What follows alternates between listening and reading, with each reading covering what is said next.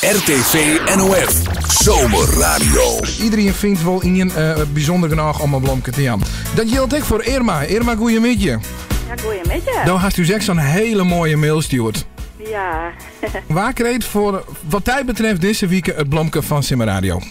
Nou, het blomke is van mijn heid en mijn Piet en Elke Uterdik. Uterdik. Vertel eens, waarom? Waarom Martien heid en mijn blomke gaan?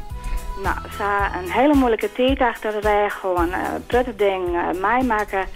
Mijn heid had 3 broers verleden om kanker. En 12 van zijn broers, ja, die zijn nooit trouwd. Best zijn altijd in het ouderlijk huis waaien bleven. En toen die ziek waren, ja, toen had mijn heid en mijn zien altijd dag en nacht van kleer. Ja. En altijd mij was net ziekenhuis en van alles en nog wat. En ja, vorig jaar is die laatste broer stonden. Ja. En dan moet er van alles nog wat regelen worden. Ja, en die taak hebben mijn heid en mem op zich genomen. Ja, dat valt net altijd mij. Nee, dat is zeker weer. En dan is het ook wel heel bijzonder om te zien dat mensen dan gewoon terugzetten en voor hun band er binnen op dat moment. En dus heegt hij het om daar wat voor te doen. Ja, heel graag. Wij schakelen naar onze collega die in 3 is hem steert, want daar ben je, die heid en mem. Klopt, ja. En daar steert voor u Sibrecht. Sibrecht, een goeie met je. Ja, we zijn al aan het lopen.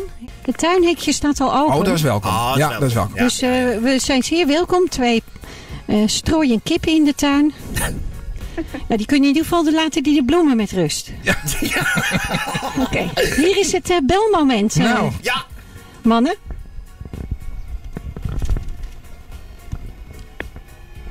Oh, een hele mooie. Oh, dat is een hele mooie. Ja. Oh, daar gaat de deur open. Goedemiddag.